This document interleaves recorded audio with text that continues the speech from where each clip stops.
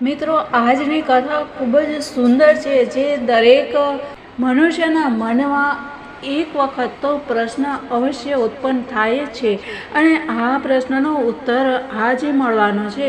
તો એ પ્રશ્ન શું છે? તો એના માટે મિત્રો તમારે વિડીયો અંત સુધી જોવો પડશે અને સાથે સાથે આ ચેનલ પર નવા હોય એટલે કે સ્પિરિચ્યુઅલ વર્લ્ડ આધ્યાત્મિક ચેનલ પર જો નવા હો તો ચેનલને હમણાં જ સબસ્ક્રાઈબ કરી દો, જેથી કરીને આવી સુંદર કથાઓનો આપને લાભ મળે અને સાથે સાથે આપના સ્વજનોને લાભ આપવા માટે વિડીયોને શેર અવશ્ય કરી દેજો. તો નમસ્કાર, મારા સનાતની પરિવાર અધ્યાત્મની દુનિયામાં આપ સર્વેનું ખૂબ ખૂબ સ્વાગત છે. એક વખત સરસ્વતી નદીના પવિત્ર કિનારે યજ્ઞ પ્રારંભ કરવા માટે મોટા મોટા ઋષિ મુનિઓ એકઠા થયા. તે લોકોમાં એ વિષયમાં વાદ વિવાદ થયો કે બ્રહ્મા, વિષ્ણુ અને શિવમાં સૌથી મોટા કોણ છે. તે લોકોએ આ વાત જાણવા માટે બ્રહ્મા, વિષ્ણુ અને શિવની પરીક્ષા લેવાના ઉદ્દેશ્યથી બ્રહ્માના પુત્ર ભૃગુજીને તેમની પાસે મોકલ્યા. મહર્ષિ ભૃગુ સર્વપ્રથમ બ્રહ્માજીની સભામાં ગયા. તેમણે બ્રહ્માજીના ધૈર્ય વગેરેની પરીક્ષા કરવા માટે ન તેમને નમસ્કાર કર્યા કે ન તેમની સ્તુતિ કરી. તેથી પોતાના તેજથી પ્રકાશતા બ્રહ્માજી તેમના પર ક્રોધાયમાન થયા. પરંતુ બ્રહ્માજીએ પોતાના તે પુત્રનો નાશ કરવા મનમાં ઉપજેલા ક્રોધને, જેમ અગ્નિથી જ ઉત્પન્ન થયેલા પાણી વડે મનુષ્ય શાંત કરે છે, તેમ મારું જ બીજું રૂપ આ મારો પુત્ર છે, એવા ભાવથી પોતાનો ક્રોધ શાંત કર્યો.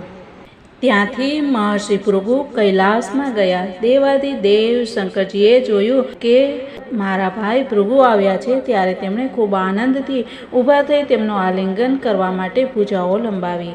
પરંતુ મહર્ષિ ભૃગુએ તેમને આલિંગન ન કર્યું અને કહ્યું, તમે તો લોક અને વેદ મર્યાદાનું ઉલ્લંઘન કરો છો, તેથી હું તમને મળતો નથી. ભૃગુજીની આ વાત સાંભળી અને ભગવાન શંકર ભારે ક્રોધિત થઈ ગયા.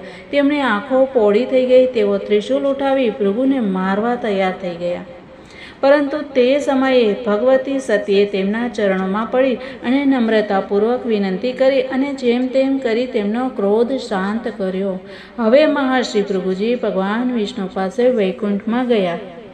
તે સમયે ભગવાન વિષ્ણુ લક્ષ્મીજીના ખોળામાં મસ્તક મૂકી સૂઈ રહ્યા હતા. ભૃગુજીએ જઈ અને તેમની છાતીમાં જોરથી એક લાત મારી.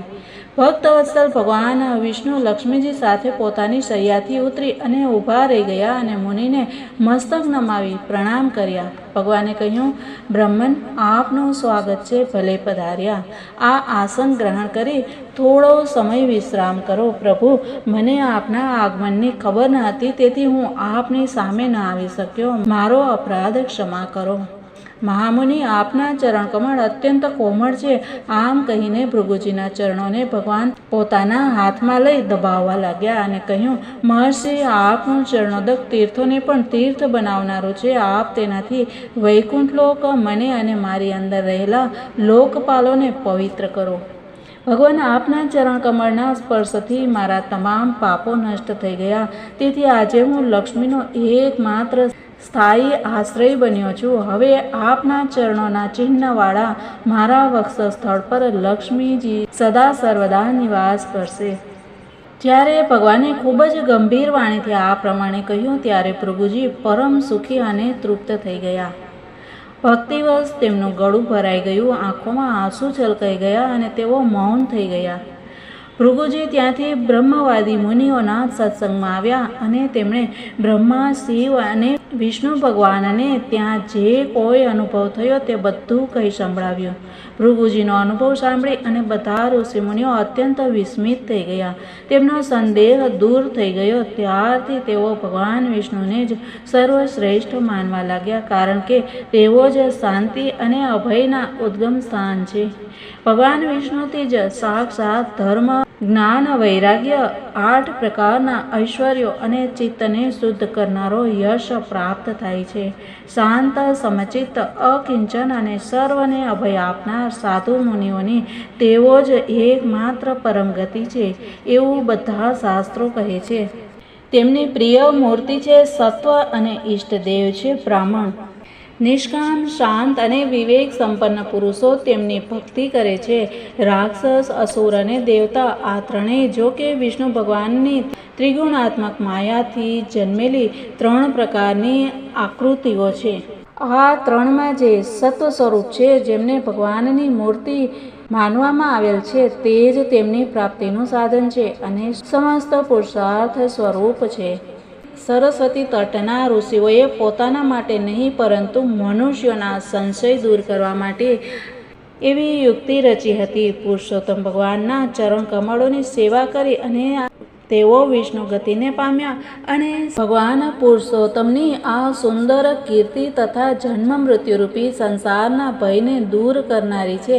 આ વ્યાસનંદન ભગવાન શ્રી સુખદેવજીના મુખારવિંદથી નીકળેલી સુગંધિત અમૃતધારા છે. આ સંસારના લાંબા પથના જે મુસાફરો પોતાના કાનરૂપી પડિયાથી આનું નિરંતર પાન કરતા રહે છે, તેમનો બધો થાક જે જગતમાં આમ તેમ ભટકવાથી મળ્યો છે, તે બધો જ થાક ઉતરી જાય છે. તો આવા ભગવાનના ચરણોમાં કોટી કોટી નમસ્કાર સાથે બધાને જય શ્રી કૃષ્ણ, રાધે રાધે. ભારત માતાની જય, સનાતન ધર્મની જય.